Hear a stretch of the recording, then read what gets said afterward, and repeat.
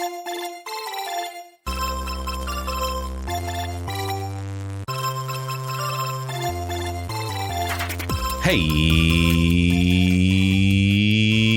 everybody. Thanks for tuning in to the Gamer Guild podcast, your one-stop shop for all things in the wide world of video games. I'm your co-host, Cody Robertson. And I'm your co-host, Noah Bowers. This week, we've got a different game of the year to celebrate, and your favorite gaming magazine is back from the dead. That's right. We'll cover all this and more right here on the Gamer Guild podcast. But first, please welcome this week's guest, a junior sports management major here at AU, Rodrigo Burgos Avila. Thanks for coming, Rodrigo. Thank y'all for having me today. I'm very excited for this episode. Awesome. Me too. Yeah. So can you explain your role here at AU with the Esports program and how you and Noah work together a little bit? Oh, yeah. Absolutely.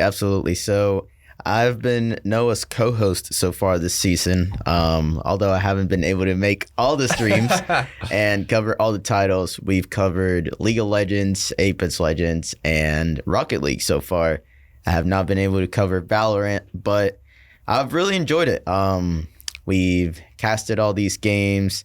We've had these fun dynamics with the little lav mic. It's been great. And this has been your first time doing any type of like esports commentary, broadcast, anything like that, right? Yes, absolutely. My first time, but I've enjoyed it so far. I'm looking forward to doing more castings in the future. Yes, and we'll have a special announcement about that towards the end of the episode coming up. So nice. Gamer Guild exclusive on the way. I'm excited for that. We love those. Yes. All right, well, stay tuned for the end, everybody. All right, Rodrigo, thanks so much for joining us. Our first question we like to ask new guests on the Gamer Guild podcast is, what is your favorite video game and why?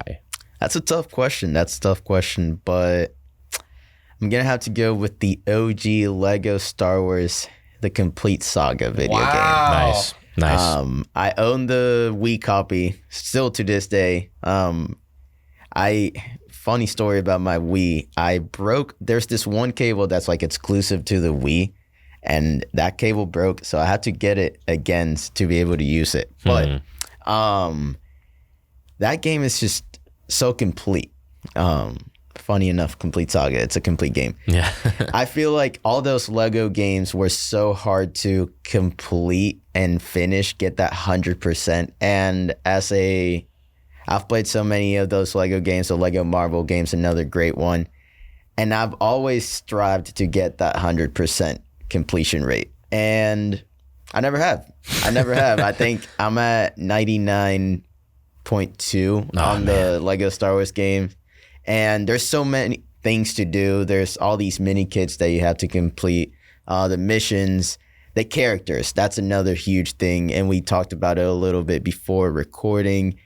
There's so many characters that aren't even in the movie sometimes. Like they're part of the comics or they're part of something else and they're in the game. Like they have like maybe a second in screen time in some of the movies and they're still in the game. So I think that's really awesome. Yeah, pretty cool. That's an interesting choice. I didn't realize you were such a big Lego game fan. Oh, yeah. Like you playing all of it. Now, personally, one of my favorites was actually the Lego Batman games. Nice. Ooh. Yeah, good one. Nice. Really liked those. I loved the like gambit of Batman villains that you had to go up against and things like that. And that one was pretty fun co-op as well because you could have Robin join in. And my younger brother would always be Robin. He'd be like, when can I be Batman? I was like, never. Shut up, Luigi. Yeah, exactly. Right. But yeah, Lego Star Wars Complete Edition.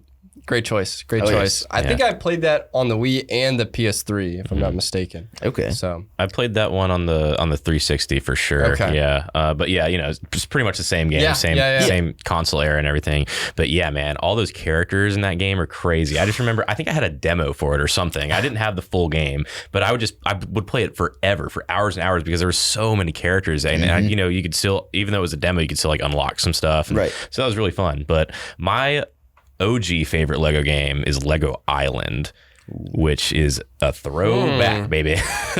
That's where this guy's from, right here. I don't think I've even played that. That's Pepper. Nice. His name is Pepperoni, and he's a little skateboard dude.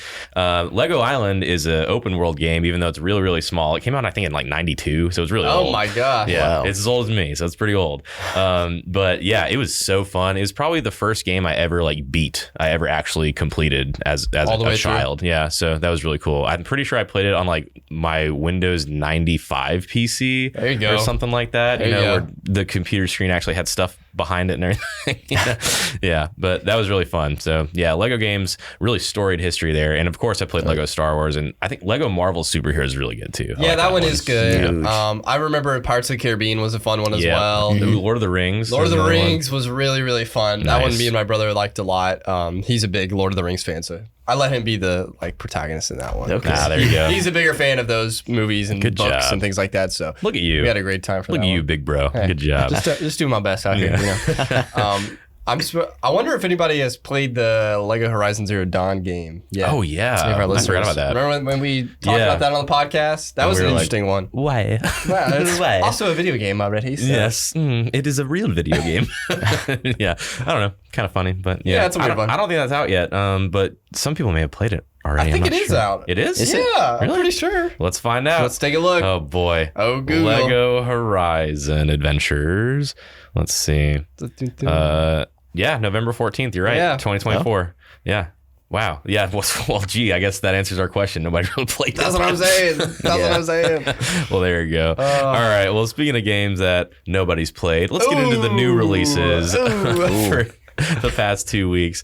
Now I say games that nobody plays. This is a really big series. Yeah, all three of these titles are huge. All three of these are pretty big.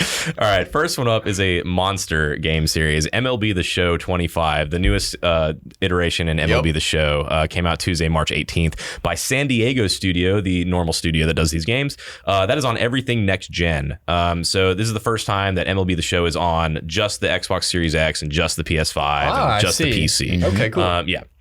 But it's still on the Switch too, which I think is hilarious. It is. So like, if you put it on the Switch, you definitely could have put it on the PS4. You know, I don't know, whatever. Strange. Yeah, I don't know. I thought that was kind of funny, but it's got an 82 on Metacritic, so it's reviewing pretty good. You know, for these games. You know, these games are like kind of hit or miss. They really swing for the fences, pardon the pun. But you know, I think the last time I played a baseball game at all, regardless of whether it's the show or I remember High Heat Baseball. That was a big one when I was a kid. And that was Super Sluggers or whatever it was.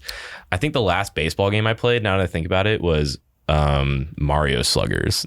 That one was fun though. I really liked the abilities in that one. Yeah, that was fun. And then I also played Backyard Baseball, of course, because I'm a 90s kid. It's like against the law to not play Backyard Baseball. Right, but who hasn't played Backyard Baseball? That's true. Any iteration of Backyard Baseball. Yeah. It's such a great game. So good. Classic. Dude, Pablo Sanchez, you're the GOAT, man. You're the GOAT. Straight up. My boy Pete's a good runner too. All right. All right, yeah. So you guys, any thoughts on MLB The Show? You mentioned you played a little bit, Rodrigo. What do you think? I've liked the MLB The Show series. As I mentioned earlier, I never owned it, but I've played it with my friends and everything.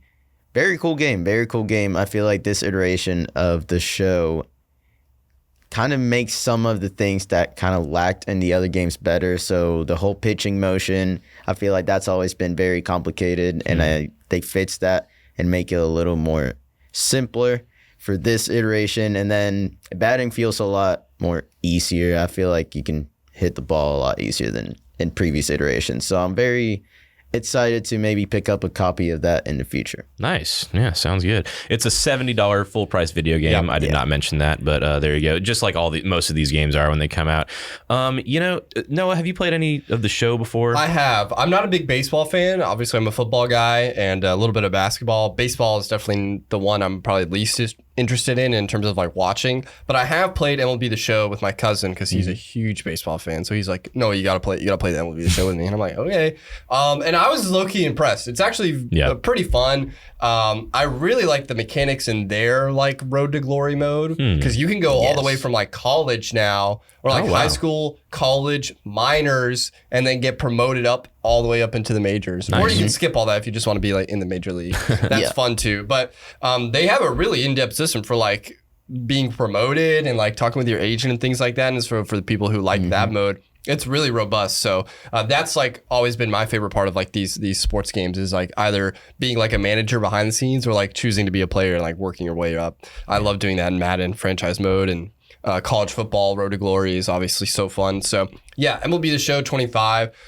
It'll probably be a pretty big hit. I think the most recent games have been not negatively received? No, they've been pretty consistent actually over probably the past like 5 years. Like 20 to 25 have all been reviewed pretty well. That's what I've heard as well. I think there was like a turning point in 2012 when they really got it together, and ever since then it's just been kind of just like a well-oiled machine this whole time. So yep, there you go. It's kind of just printing their own money basically these games every year. So. It's just it's never going to hit the same, I think, peak that like Madden does, just because baseball is not as popular, so not as many people play MLB The Show. But I think it's probably a better game, quote unquote, in terms of quality than a lot of the recent Madden releases. They have been really, really broken and not consistent. Very aggressive microtransactions and things like that. Pretty predatory pricing. I'm sure there's a little bit of that in MLB The Show as well, but as far as I'm aware, it's not nearly as prevalent in the game systems as it is in like the Madden and EA titles. So. I haven't heard anything negative about it. And the one thing I will say about the show as a series is, it used to be a PlayStation exclusive. So that's Did it really? Yeah. Oh yeah. It was a Sony studio. I didn't either. It actually very recently just went cross-platform. Let's see. When did MLB The Show go cross? So you think that might be some reasons behind it? Yeah, maybe. I can't find any information right now, but it was for sure. MLB The Show was for sure like it was a PS3 exclusive first, and then it came to PS4 and all that. Yeah. So, but it's been cross-gen. I'm pretty sure for last few titles, right? The last few, 3 or 4. I'm pretty sure. I'm pretty sure it wouldn't make any sense to keep it exclusive, especially as a sports game. It's just very silly. Yeah. So that's MLB The Show 25. So check it out if you're a baseball fan or if you like that series. Very popular. So there you go. All right. Here's one that I've been waiting to talk about. Oh yeah. Here we go. Here's a big one that came out. Assassin's Creed Shadows came out Thursday, March 20th by Ubisoft Quebec. It's a $70 full price video game. I got it a little cheaper, and I'll tell you how I did that in just a minute. It's on everything but the Switch. Do what? I said bargain. Yeah, bargain bin, baby. Yeah, I get them. So I follow a guy on Twitter and he said he did. So I got it for $58 on a website called, I think, Old Man Gaming, like Green Old Man Gaming or something like that. It was kind of a weird website, but it was $58 instead of $70, so that's pretty cool. I got on PC. I did have to get the Ubisoft Direct version, so it wasn't like the Steam version or anything like that. So it has DRM and stuff like that, which I think you would have had to do anyway because it's a Ubisoft game. It always goes through Ubisoft. It would have had to go through the launcher anyway, I'm pretty sure. Yep. But yeah, it's the newest Assassin's Creed game. It takes place in Japan. Finally, oh my goodness, it only take you guys like 4 years after, or 5 years now after Ghost of Tsushima to do it. But I've been playing it. I have about 24 hours in right now. Okay. It's pretty good. I like it a lot. I played Odyssey a lot. I never finished it because, as y'all probably know and have heard, the Assassin's Creed games have just been super bloated, especially in the RPG series since 2017. And they're huge. Yeah, they're just gigantic. This game feels kind of like that still. I think the combat's a lot better than it was in Odyssey, definitely. I never played Valhalla, and that's the latest one before this. So, I think the combat's a lot better. It feels smoother. The game looks incredible. The graphics are so good. I have a really nice PC, so it looks really nice. And Noah, I was talking to you about this. Yep. If you've seen this game come out, you may have seen a lot of analysis for the graphics and how the PS5 Pro version of the game in particular looks very, very good compared to everything else. And so I was, debating. I have a PS5, so I was debating, should I get the base PS5 version? Because I don't want to have a downgraded version, Right. Because in my mind, when I hear the words, oh, it looks really good on the Pro version of the console, in my mind, they're just saying, oh, it's downgraded on the base version. That's all that means to me. Yeah. So I didn't really want to get a downgraded version, so I got it on PC instead. And I know my PC is very beefy and can handle it. So I made the right choice for sure. It looks really, really good. I have had no crashes or anything like that. I've had very, very minor glitches and bugs that you get in like an open world game. I'll say this. You've heard the term Bethesda jank. Yeah. There's definitely Ubisoft jank, and it's different, but it's the same concept. It's just jank. Let me try to explain. If you played Assassin's Creed, you know that parkour is a very big part of the series, right? And if you played a lot of Assassin's Creed games, you know that it changed a lot when Origins came out, and the focus kind of went away from that kind of thing in the gameplay. And as a result, the parkour kind of suffered. This is a little bit the same. And when I say Ubisoft jank, I mean there's going to be a moment when you're doing parkour or climbing on something when you put an input in and the game doesn't register it properly and it does something that you didn't really want it to do and you fall or something like that. That's what I think of when I say Ubisoft jank. I could probably say more specifically it's Assassin's Creed jank, really. But yeah, it's still got that Assassin's Creed Ubisoft jank in there. So, you're still going to have these moments that are kind of like, oh, game, I didn't really want to do that. Well, now I got to deal with all, I'm trying to do stealth and now I got discovered. Oh, I got to deal with all this, that kind of stuff. And there've been a couple moments where I'm like, oh man, and I like reload the save, that kind of thing. So that still exists in this game. And I think if you don't like the Assassin's Creed RPGs, you're not going to like this game either. It's pretty much that. More of the same. Yeah, it's pretty much more of the same. I do think it's better though. It's a step in the right direction for sure. But that's pretty much my 2 cents on it. Have you guys seen anything about Shadows at all? You played it at all? I have not, probably won't. I kind of have fallen off the Assassin's Creed series for a while now, and in my opinion, it's really just because I'm not really a fan of like that style of open world that Ubisoft does, except when it's in Avatar, just because I love that world. But yeah, feudal Japan doesn't really like move me personally as like a time period or setting that I want to do. Probably because I've played Ghost of Tsushima or I've played Sekiro, and I'm like, oh well, they executed it so well. Yeah. I don't have that like itch to like go back into it. But I'm glad it hasn't like crashed and burned. Yeah, because definitely. Ubisoft needed this. Yeah, they've been going through a really, really big rough patch recently with a lot of their titles and releases and layoffs and things like that. So the fact that it's just dropping and it's good and people who like Assassin's Creed will most likely continue to like it is a step in the right direction, in my opinion. Definitely. Yeah, 81 on Metacritic, like I said. Step in the right direction. I think it sold over 2 million copies, and I think the first week. So doing real well, and it's going to continue to sell, I'm sure. So Rodrigo, any thoughts on Assassin's Creed in general? Funny enough, I've never played an Assassin's Creed title. I've seen like some of the, I think they made a movie, right? Michael Fassbender. My gosh. Yeah. I totally forgot about that, Rodrigo. I saw that in the theaters. Right.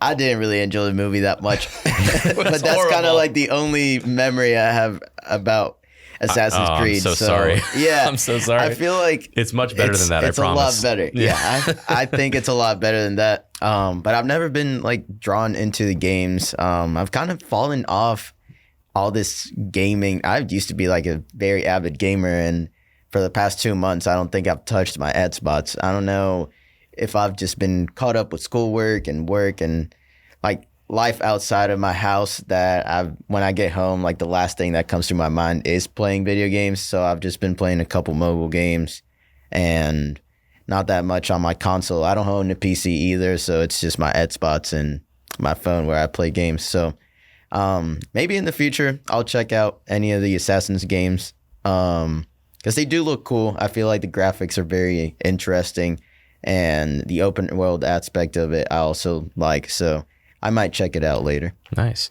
Yeah, I definitely recommend it. It's definitely good. It's like a 4 out of 5, I'd say. Not a 5.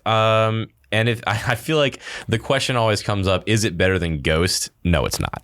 No. It's not. But it's pretty good. But that's also a little bit of a different comparison. They are pretty different. Yeah, they are pretty different. Ghost is definitely more story and narrative driven. Right. Assassin's Creed is definitely more exploration, there's a lot of fetch quests, that kind of thing. More checklist gameplay for the sake of gameplay type stuff. Yeah, if that makes sense. It's like immersing yourself in the role of like, oh, I'm an assassin. What can you do as an assassin? Like, go do it. Right. Rather than like, this is a story we're trying to tell with a character. This is the setting that you're in, and then you go through the story. And there's another thing about Ubisoft jank. There's Ubisoft jank in stories too, because a lot of times, and I don't know if you've noticed this too, Noah. I don't know if this is true in Avatar, but a lot of times in Assassin's Creed, I'll be doing something and I'll have no idea why I'm doing it.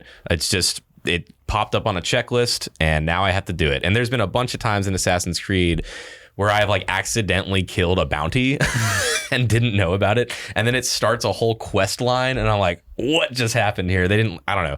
It's stuff like that kind of happens a lot. And it's like, what's going on here? So yeah, that's it brings up an interesting discussion on like how specific games are able to relay information to the player in an efficient way. Yeah. And I think Ubisoft is probably one of the worst at it. I think they just got a Assassin's formula. Creed games. Yeah. They just had a formula and they stuck to it forever. Yeah. And and it's the same thing with Bethesda when Starfield came out. They just stuck to that formula. It's a good formula, but it's an old formula. Yeah. So if I you think know Ubisoft's it doing works. the same thing. But if you're like a first-time player and you're like, all right, I'll start Assassin's Creed, and you start playing Assassin's Creed Shadows, there's probably going to be some things where you're like, well, I didn't even know that was happening. Yeah, I completely missed that. So, It's been a lot of that for sure. But for every moment of that, there's been a cool, like, oh, here's a castle and I get to sneak around. And that's been really fun. That's been the fun part, is because I really like the Hitman games. You know this, Noah. I really like the Hitman games and I really like stealth games. And this is a much better stealth game than the previous Assassin's Creed games for sure. And I think that's where they wanted to improve it. And they definitely succeeded there. So, and I will say, Noah, on the last podcast, I mentioned something about the dual protagonist. Yeah. I wasn't super crazy about that. I'm still not really sold on it. Yeah. And I will say this. Naue is the main character, definitely. Yasuke you have to like unlock him through the game. Interesting. And it took me 20 hours to unlock Yasuke. Wow. But I took my time. So yeah, take that with a grain of salt. A lot of people are saying it takes 10 hours. That's kind of a long time. I don't know. But this is a big game. It's a big game. This is probably like a 50, 60 hour game. At least. To like complete it, which is a big investment. Yeah, and that's what a lot of these latest Assassin's Creed games have been. They're just huge time sinks because of how large their open world is. But like we said, it's been a huge success for Ubisoft. We got some new stats, while we were actually recording this. Second highest day one revenue in franchise history for Assassin's Creed. Over 3 million players in the first week. There you go. Huge. Yeah. Best day one launch ever for Ubisoft on PlayStation. Wow. 40 million hours have been played so far. Dang. Wow. And you're 24 of those. Yeah, I got 24 of those. So the number one fastest selling Assassin's Creed game is Valhalla. The reason why it's the number one fastest selling game is because it came out in 2020. Yep. There you go. Lightning in a bottle. So, and Ubisoft actually acknowledged that in an email, and they said that we're probably not going to ever get the success of Valhalla ever again. So, yeah. There you go. So doing pretty well, Assassin's Creed Shadows. Yeah, I like it. I'm going to go back home and probably play it more. Speaking of like stealth games, me and my friend just started playing the latest Sniper Elite game that came out back in January. Yeah, Sniper Elite The Resistance. Yeah. Okay. Oh, the Resistance. Yeah, it's called The Resistance. Oh, interesting. It takes place in like World War II. Yeah. You're like on the French side. Good stuff. Yeah. They straight up have like swastikas in it. I was surprised. Yeah. But like, okay. I know, like World War II, it is World War II, but like Call of Duty, they didn't put swastikas in their games. Really? Like that. Yeah, I didn't know that. But that's because they released internationally in certain countries, like that you're not even allowed to have that even historically. That makes sense. Or I mean, like in an entertainment product, like a game. Okay. That makes sense. So it makes me wonder if maybe there's two versions. Like if you buy it in Europe, is it going to be? I don't know. But there's like censored versions of movies and stuff. That's true. So maybe. I wonder if they have a different patch. I can't really think of an example. I'm sure it exists, but I can't think of an example off the top of my head. But yeah, there's been games banned and stuff in different countries for sure. Yeah, that happens a lot. Crazy. Yeah. Well, that's Assassin's Creed Shadows. I was really excited to talk about it. I'm excited to get back into it. I think it's like a 4 out of 5. Pretty solid. If you like Assassin's Creed, I would check it out. If you're like me and you played older Assassin's Creed games, like my favorite's 4, Black Flag, I would probably check it out. The stealth is way better than it has been in the RPG series, so I think it's definitely a step in the right direction. So yeah, it's got my recommendation. There you go. All right, let's move on to the last game of the last 2 weeks that we're going to talk about here. Xenoblade Chronicles X Definitive Edition. So this is a remaster of Xenoblade Chronicles X, which came out in 2015 on the Wii U. So it's a little bit old, but it's part of the Xenoblade Chronicles series. Very, very popular on the Switch. It came out Thursday, March 20th. It's a $60 video game, not quite $70. So that's pretty nice. It's only on the Switch. There you go. It's got an 88 on Metacritic, reviewing really, really high. But like I said, it is a remaster of an old game. So that's why. I don't know a whole lot about Xenoblade, but Xenoblade Chronicles X is kind of famous because it has a seamless open world that does not have any loading screens on the Wii U. That's crazy. So that's why I've heard of Xenoblade Chronicles X. But the gameplay looks pretty cool. It's a spin-off of Xenoblade Chronicles, so the gameplay is a little bit different. You're riding in a mech this time. But it looks pretty good. It's pretty good for Xenoblade Chronicles fans. It's been very well received by fans of the series. So there you go. Any thoughts on Xenoblade Chronicles, guys? So I actually checked this one out. Nice. Didn't buy it, but I looked up gameplay when I heard that Definitive Edition was being released because Xenoblade Chronicles X was always like a franchise that caught my interest, obviously because it's sci-fi and it has mech suits and things like that. And I was like, maybe I should get into it. But it's a Nintendo exclusive, so I haven't really had a console where I've been able to play it myself. So when Definitive Edition dropped, I looked up like some gameplays just to see what it looked like.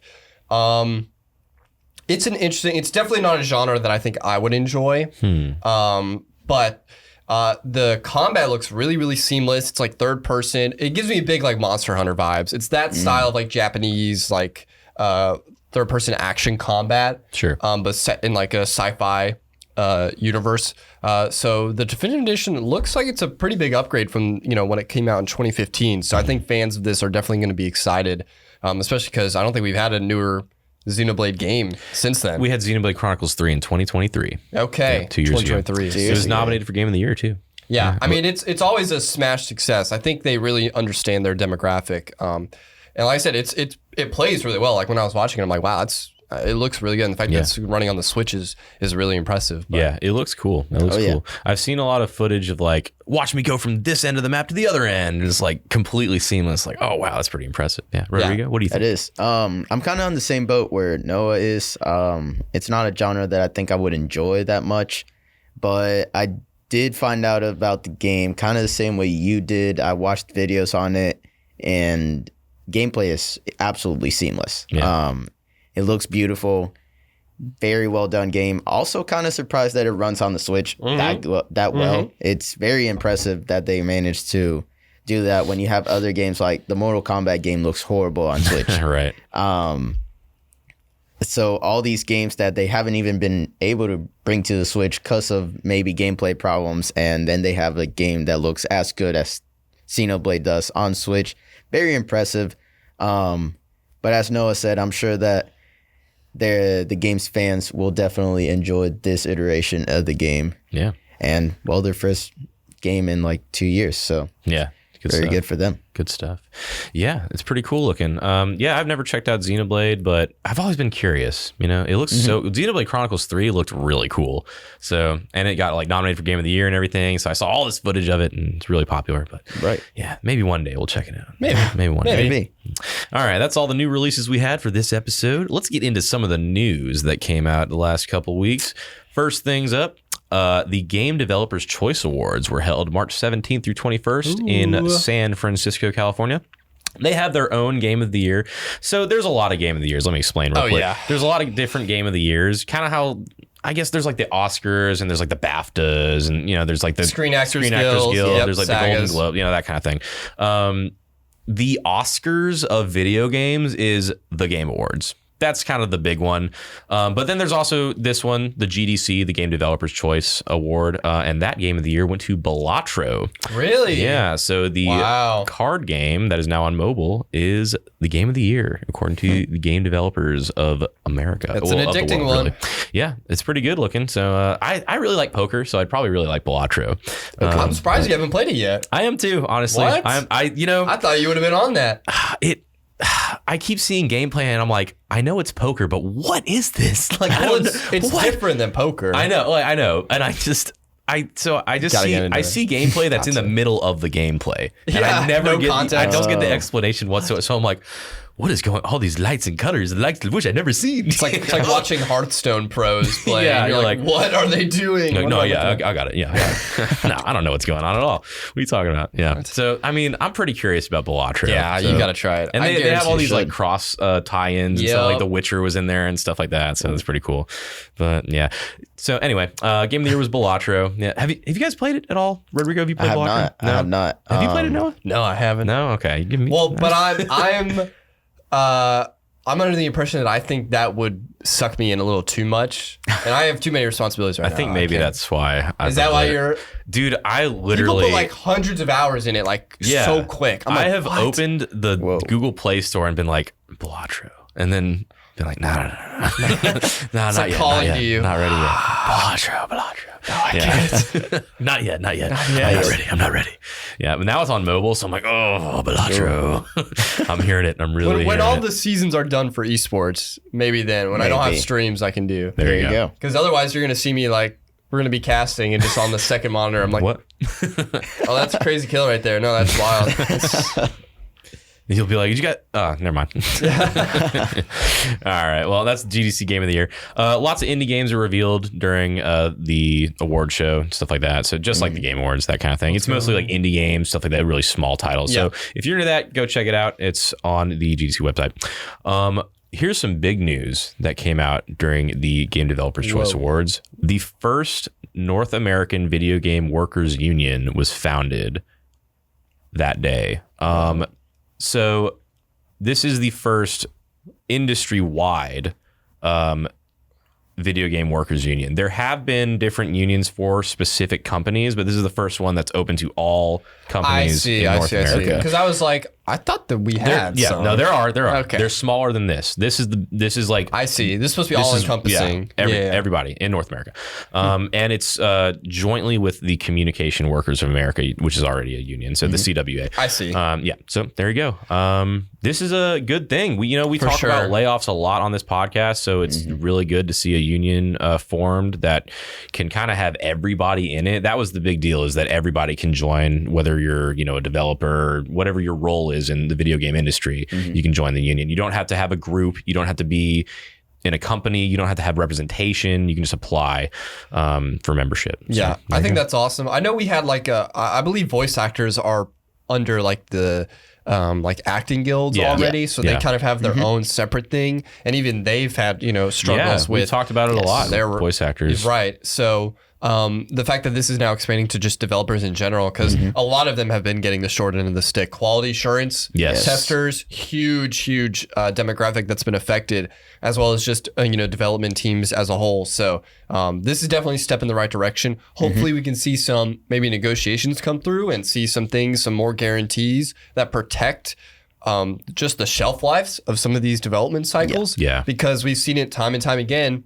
You overhire, so you can really rapidly crunch out a big title like that. As soon as it's released, you then cut out all the people that you actually don't really need. Yeah. And that's so many people out of a job. So. And this is also 5 years after 2020, where there was a huge influx of gaming consumption, and now it's not so much anymore. I mean, it's still very, very popular, but obviously it's not as much as when we were all inside. Right. So all the spreadsheet numbers are going down. That's all people see. Who are you going to blame? The creatives. And it's interesting too, because like gaming as like a media makes way more money than I think the movie and music industry. More than music more than movies and music combined. Right. Yeah, that was in 2023. I mean, it's probably the most profitable like type of entertainment that we have right now.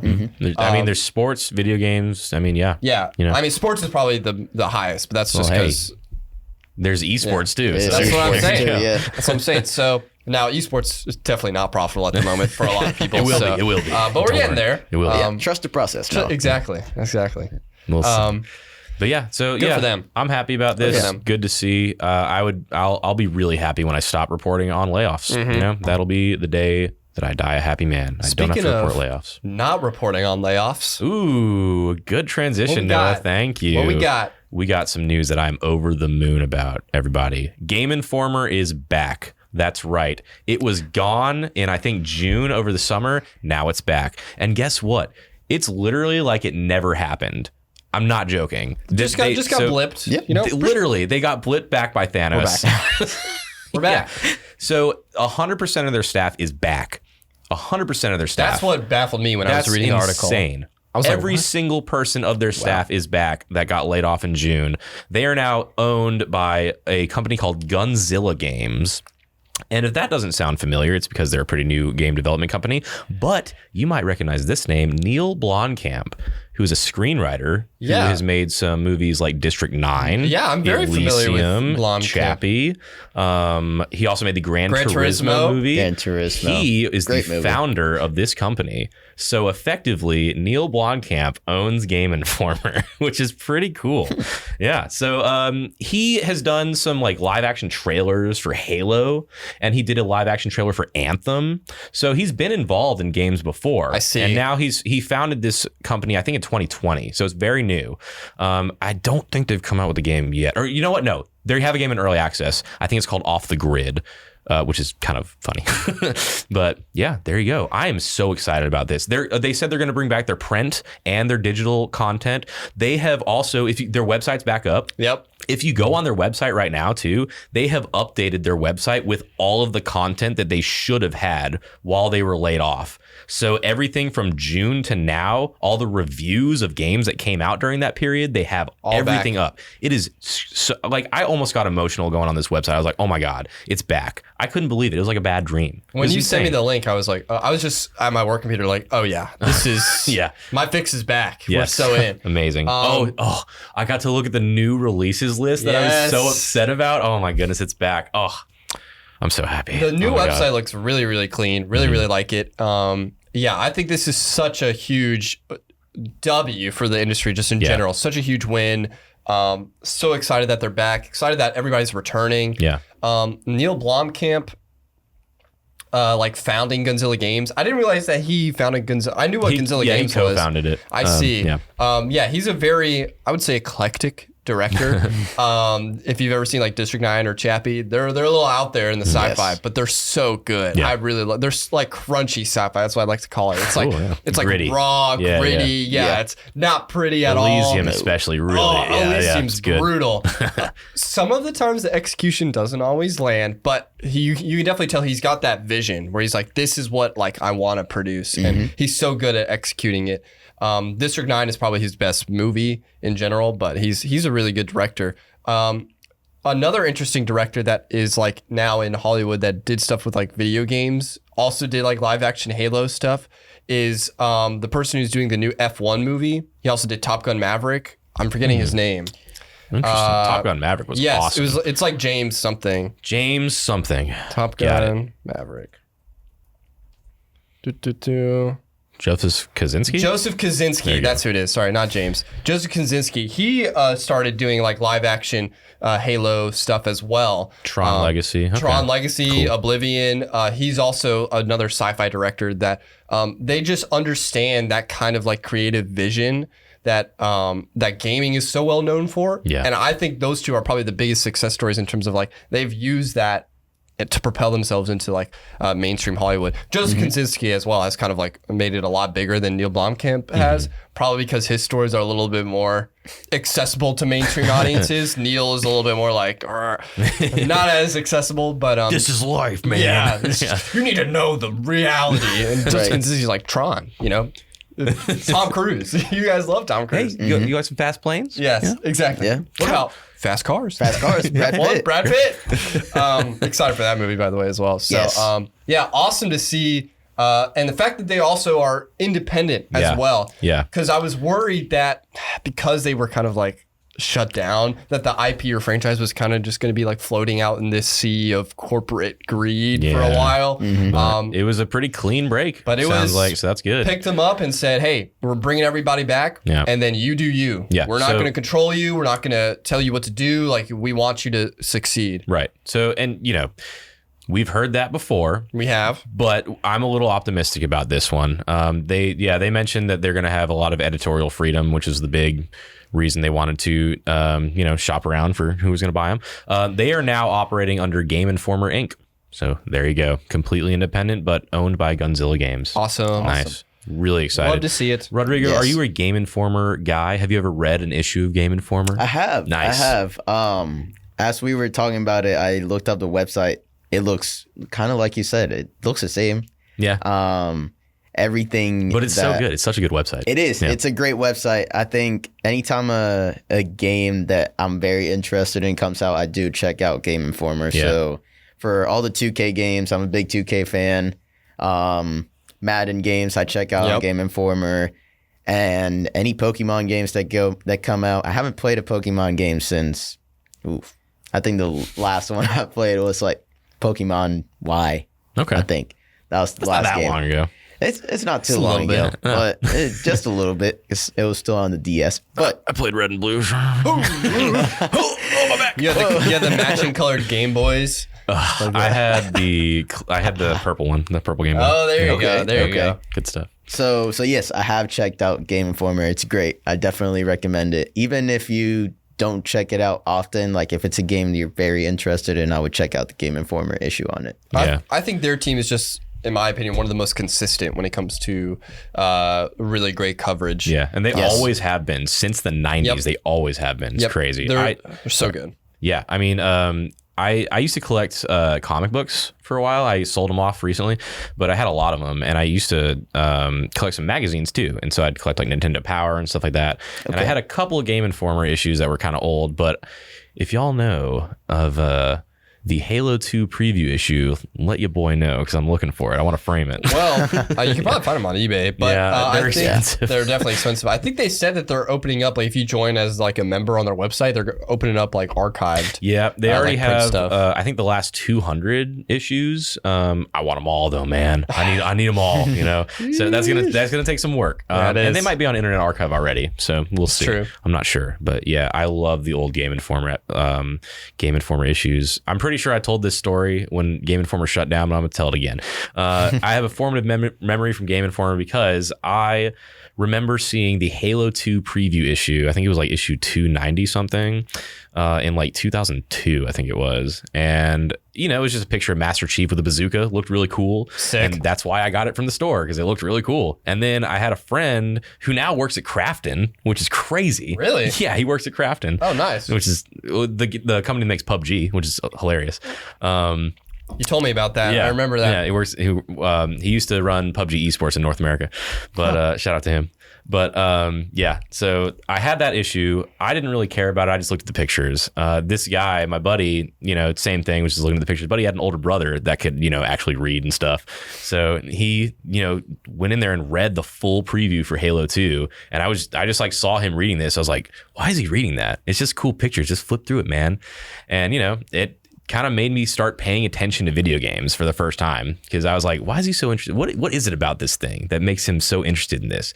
So yeah, it kind of piqued my interest, and ever since that, I was hooked on video games. So good. Yeah. I remember that on their website, they had an image of one of the covers, and I think it was one of the Arkham games where it was like Catwoman like choking out like Batman or something like that. And I had a vivid memory of like seeing those like in the store, and I was like, oh my gosh, I remember that. That's my childhood right there. I think I told you like the Skyrim edition one is the one that like I first remember reading through. Because that was back in 2011. So you could flip. It was like the middle of the magazine, and it was just like the Dragonborn scene, like in the cinematic trailer that they first showed, where he's yelling at the dragon. And it was just that across both pages, and I was like, oh yeah, that's what I need right there. Nice. The posters. Yeah. Oh, good stuff. so good. Yeah. So happy that they're back. Yeah, me too. Such a positive story that we haven't had in a while. I mean, we've had positive stories. Like this year has actually been great for gaming releases. It started off a little slow, which it usually does in January, February, but Split Fiction was huge. Kingdom Come Deliverance 2,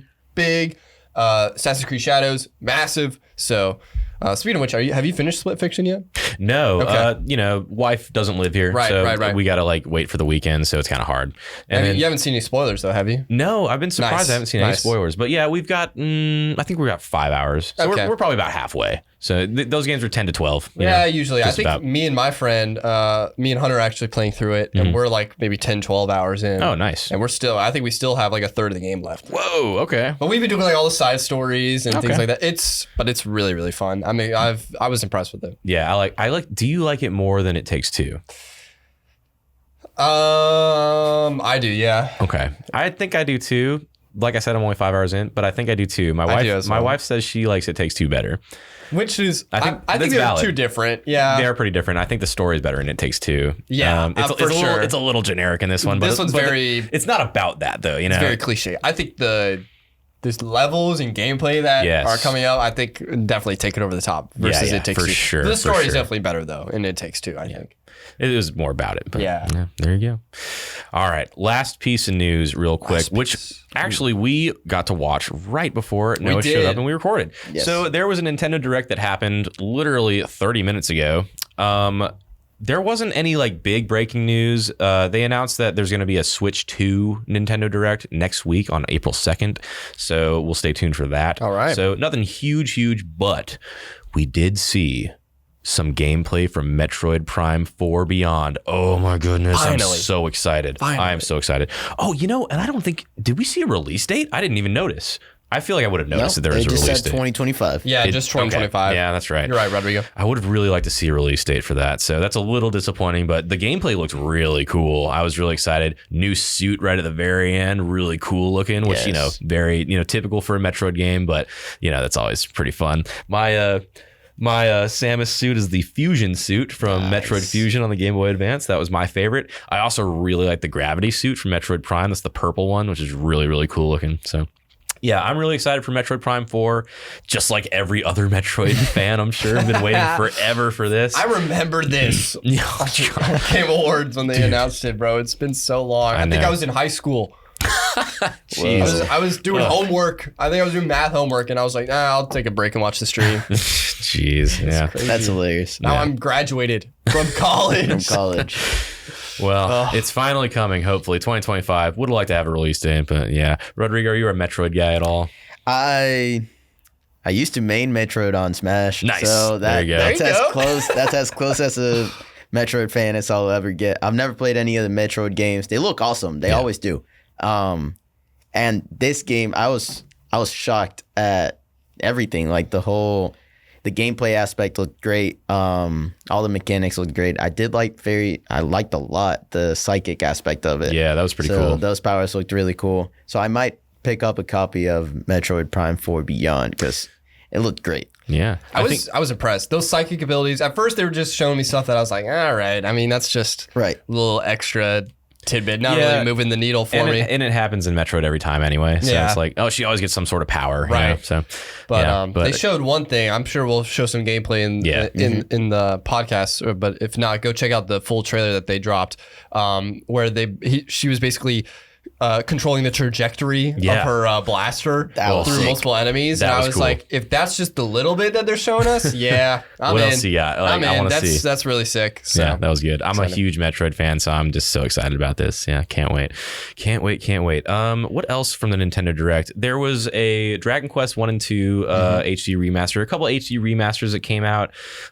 Things like that usually happen in Nintendo Direct. Oh, here was some big news that came out during the Direct. There is a new way that you can share your games digitally on the Switch. So they started this thing called virtual game cards.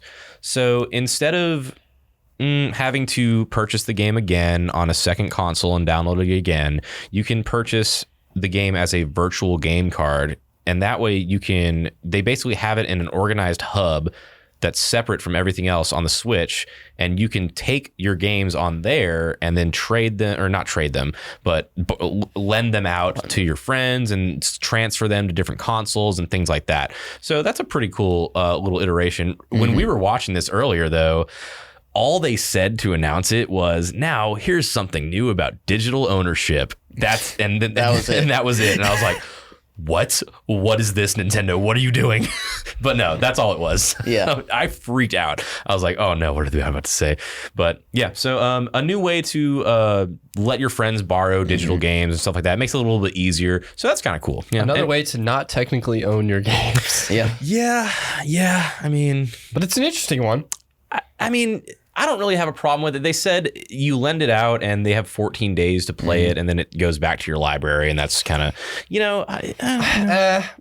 Steam for me really broke the market when they introduced the Steam family, Steam family sharing, because now I use that with all like my siblings and my cousins, because obviously I'm older than them, so I've built up a backlog on PC that they haven't yet. But now that I can just add them to my Steam family, no time limit. They can just play anything that's on my Steam library. Yeah. Vice versa. If they buy something, I can play theirs.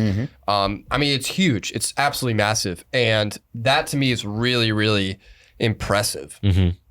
This is like, they're kind of dipping their toes into that, where like you can, instead of gifting a game directly to somebody, your version of the game is one that can be transferred transferable, basically. Yeah. Which is cool. It's interesting, but the fact that it isn't permanent and it kind of goes back and forth, it just makes it a little bit. It's kind of an in-between solution, you know.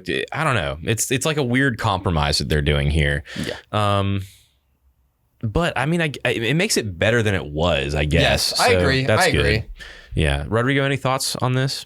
I think it's a good thing for Nintendo. I think it's kind of like you said, a very interesting in-between compromise between what Steam has and what Nintendo's bringing to the table. And now that you mentioned Steam, I heard news. I don't know if it's a leak. I don't know if it's official, but they're saying that the newest Xbox is going to come with Steam. Yeah, that was a leak. There were some Steam icons in the UI. I saw that. Xbox UI. Yeah, so that's definitely that's probably going to happen. I think that would be huge for Xbox. Well, I think that's happening because remember on the last podcast, which unfortunately Cody wasn't here for, or the previous one. You're right. We finally got information on the actual Xbox handheld console that was dropping, and they're not making it themselves. They're having Asus make it, which is funny because they already made a Windows handheld. So the Asus ROG, whatever it's called. Yeah, the ROG Ally, the Roger. But I think they made that, and then Microsoft was like, "Oh, well, can we just pay you to make one for like Xbox brand?" And Asus was probably like, "Sign a check, blank check, sign it." And so that's what they're doing. So because that's going to be a Windows platform, it's not going to be, Steam or anything. That makes sense. They're probably going to try and make it all encompassing, all one environment. So even when the Xbox main console drops, you can have your Steam library on there because your handheld console will be able to do the same thing. So there were I saw some little rumors about an Xbox handheld possibly running Steam OS, which I don't see that happening. No shot. Yeah, I saw some people saying that. I was like, I don't really see how you would do that. I think Microsoft, their main thing. Well, I don't. Yeah, they are a software company. That is what has made them billions. But that's the name of the company. Is their software right? I highly doubt SteamOS would make its way on there. Yeah, I think there'll just be a partnership, like for sure, that kind of like Steam library, some sort of Xbox can stream your Steam library or something like that. I bet we'll see. So I agree. Yeah. All right. Yeah, that's all we got from the Gamer Guild this week. But Rodrigo, thank you so much for being here. Absolutely. Noah, thank you so much for being here. Without further ado, let's drop the announcement real quick before we head out. So for those that have been following the esports streams and esports broadcasts, it's been a fun season, but we are pretty much wrapping up. We're going into the playoffs. Next week actually will be the Peach Belt Conference playoffs. Our varsity League of Legends and Valorant teams will be competing up in Kennesaw State, their first LAN event. So you can watch that on the Peach Belt Twitch streams April 4th and 5th. But after that, on April 19th, Georgia Tech is hosting their all-encompassing Southeast esports LAN event called Game Fest. And me and Rodrigo have been personally invited to act as the official Apex Legends commentators for the entire tournament. Yes. So you will be able to tune in on the Georgia Tech Esports Twitch channels. We'll post some announcements later on in the week on our Instagram and things like that when we get closer to the event. But that is a free event open to the public. Anybody can come up to Atlanta. That'll be April 19th. That's Saturday. And we will be the official commentators for that Apex Legends tournament. And we are so excited. Nice. Yes, we are. Excited. Good job, very boys. excited to go out there. First LAN event for me. Yep. So very excited, looking forward to it. And putting us on the map. Oh, yeah. Yeah, this is going to be a really big conference. We have schools from all over the Southeast, basically, some potentially even farther coming to represent. And they're having tournaments all day for tons of different games. Nice. There's a Minecraft speed run. Oh, wow. There's Fortnite. There's Fortnite, Mario Kart, Smash. And then all the PC titles, Overwatch, Marvel Rivals. Nice.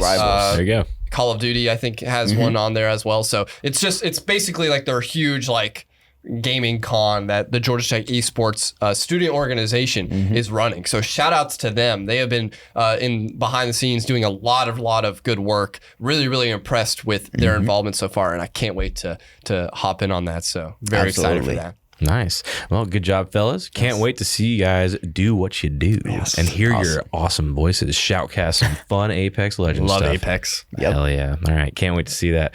All right, guys. Thanks a lot for joining me. Thanks a lot for joining me, audience. I'm glad to be back. We'll see you next time. See you. The Gamer Guild podcast is recorded at Augusta University's Pamplin TVC and Podcasting Lab. Our producer is Jackson Garner. The Pamplin TVC and Podcasting Lab supervisor is Jasmine Garcia. Music is by Ethan Balducci. The opinions stated are that of the individual and not Augusta University.